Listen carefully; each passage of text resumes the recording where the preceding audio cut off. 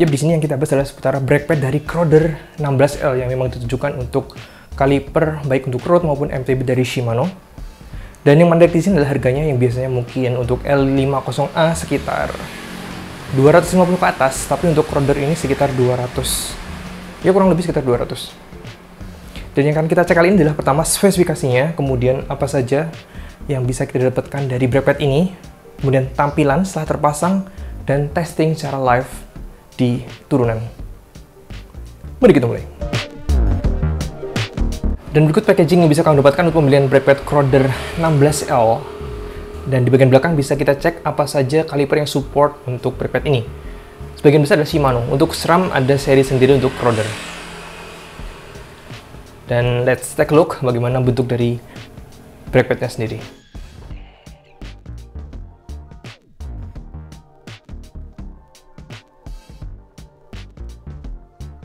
Di sini pertama kita dapatkan brake pad dengan pad dari resin atau original, mirip dengan L50A. Dan penampakan bagian samping dia ada heatsink persis dengan L50A tapi dengan desain yang berbeda, mungkin karena paten atau hal lain sebagainya. Tapi untuk membuktikan apakah heatsink ini benar-benar bekerja, kita memerlukan semacam heat gun yang kami tidak memiliki di sini. Dan jika dibandingkan side to side dengan Shimano L50A, kurang lebih bentuknya seperti ini. Dimensinya benar-benar mirip.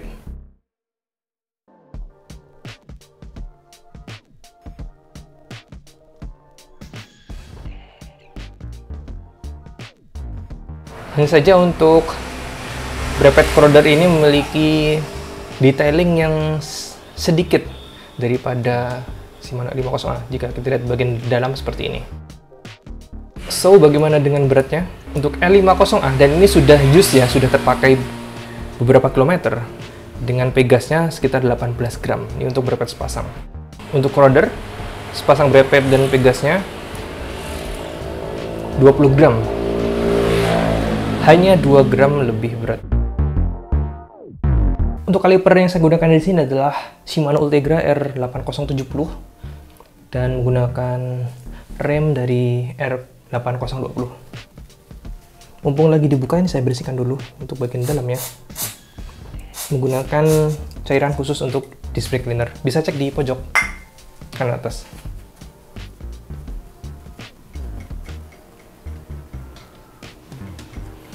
Biasanya pakai metode gini sih, tapi kayaknya susah, ada rotornya.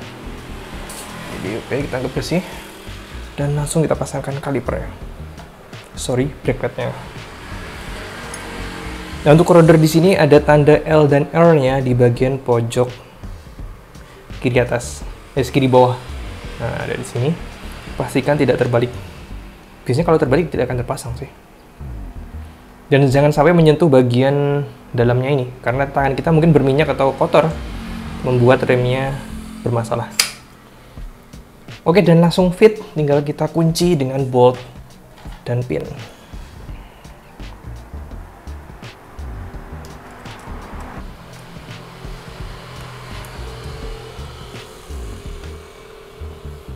Harus good. Lock.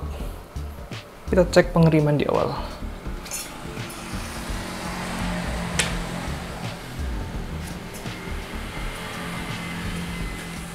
Mungkin sedikit digeser karena masih terdengar rubbing, tapi tidak apa, ini putarannya masih lancar.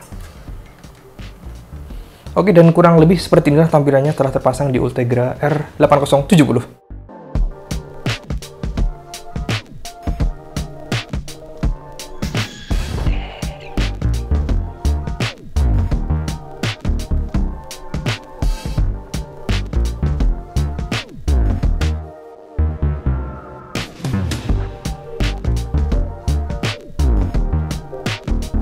Dan untuk step berikutnya adalah kita akan mengetes bagaimana performa dari brake pad ini di turunan yang rutenya sudah kami siapkan.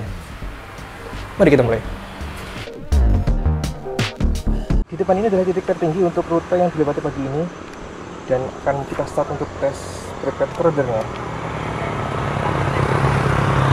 Kaliper menggunakan Ultegra R8070 dan shifter R8020. Let's get started.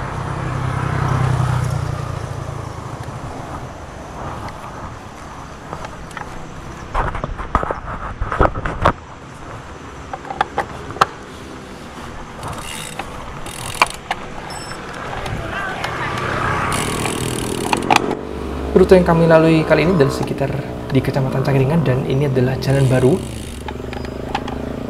Dan di sini saya coba untuk stop tapi tidak jadi karena truknya ternyata nggak jadi lewat. Di depan ada kelokan ke kanan dan langsung bawah. Biasanya tidak melakukan pengereman di sini tergantung traffic.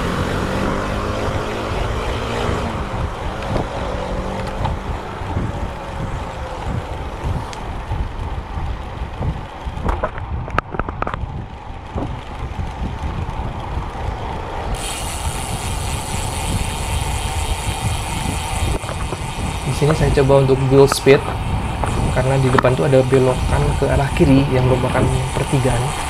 Tapi sayangnya ada truk, jadi kemungkinan kita coba salip mumpung garisnya masih putus-putus.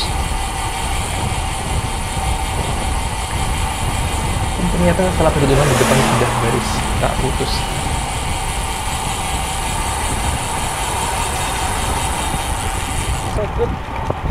Oke, so good. Feel-nya seperti Shimano, hanya saja sedikit lebih berisik.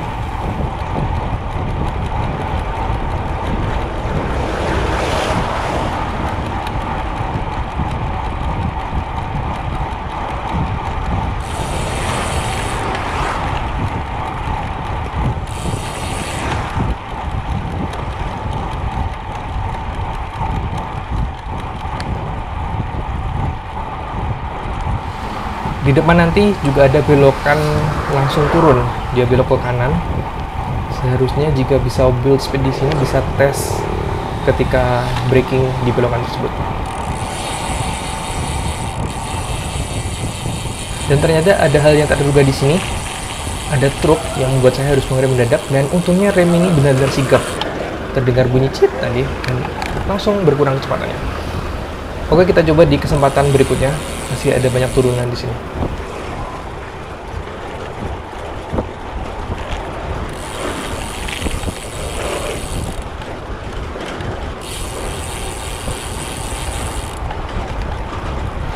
Setelah ini ada turunan dengan gradient max-nya sampai min 9.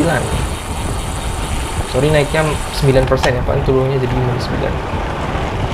Dan turunnya cukup panjang. Setelah panjang itu belokan sangat tajam, belokan pertigaan. Jadi di sini saya coba untuk build speed terlebih dahulu.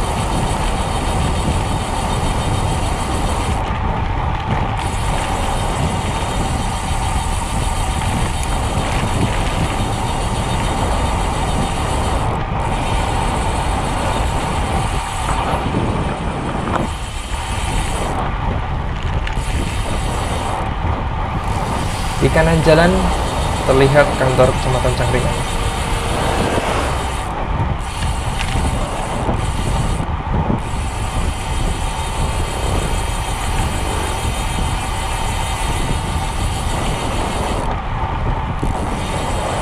Tanda di sini saya mulai memegang tuas rem adalah ketika speednya mulai berkurang.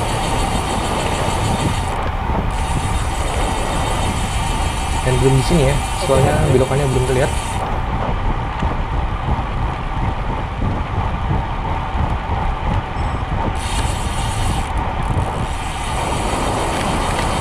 Jadi saya mengurangi gear agar ketika belokan ini langsung menanjak biar tidak berat. Yap, ini dia belokannya.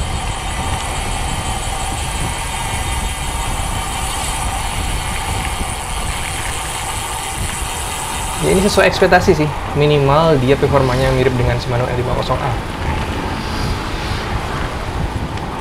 Ini masih tanjakan, kita skip aja ke bagian turunannya. Dan di sini ada pertigaan yang cukup ramai, kadang ada truk melintas di sini. Sering sih, karena ini menuju ke Tambang Pasir. Ya, ke sini kanan dan langsung ke turunan, bukan turun yang mulus, karena jika sedang tidak beruntung bisa masuk ke lubang.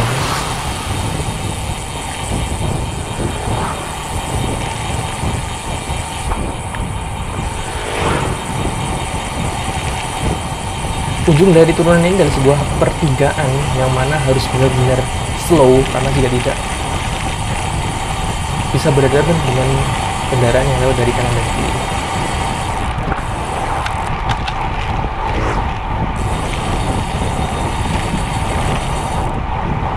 Agak sulit untuk build speed di sini karena jika asal nambah speed, kita tidak tahu akan ada lubang, jadi harus sikap.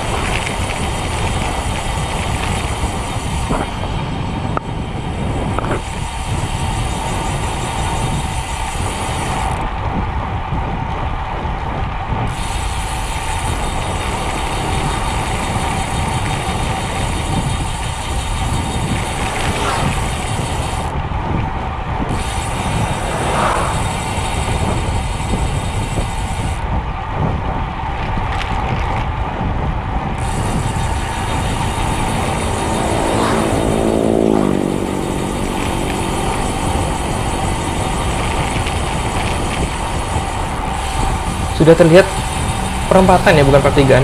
Nah, di depan sini kita akan belok kanan dan super slow karena perlu cek traffic juga.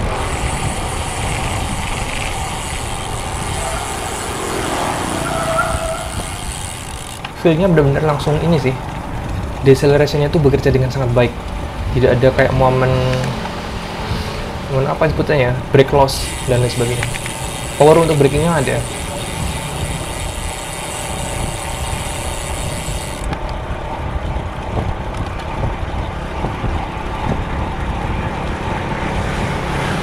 Nah, di sini kita menuju ke turunan terakhir setelah ada belokan, 2 belokan sih. Nah, turunan terakhir ini cukup mulus jalannya, dan ada beberapa tantangan nanti bisa kita lihat.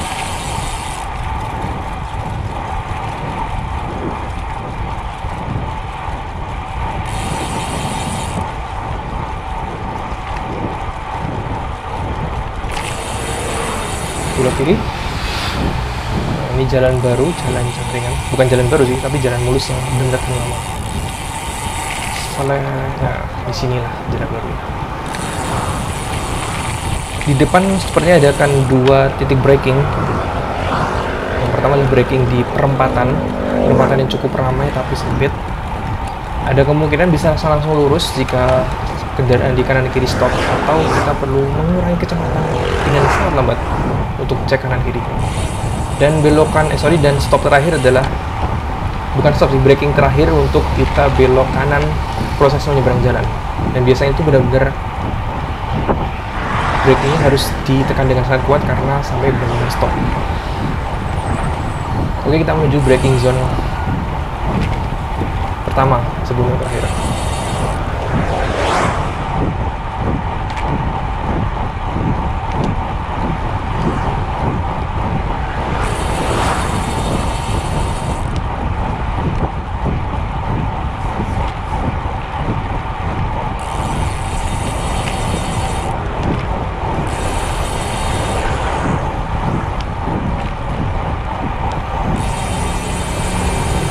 Truknya luar biasa.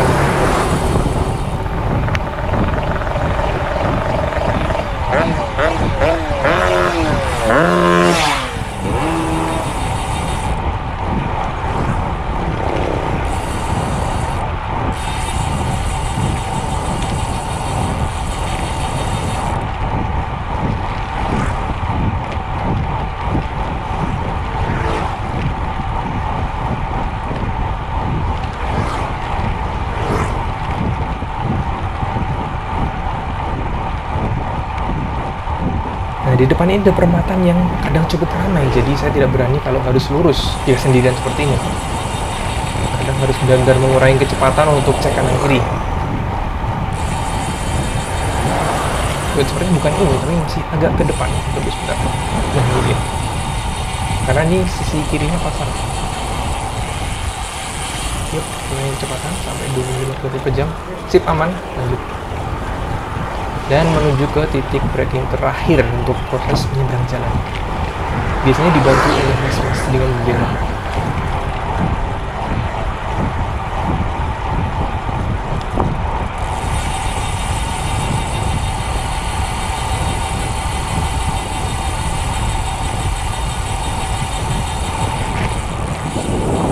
Dan di ini saya mencoba mengerem dengan ini squat tapi dari hood, dan cukup oke juga.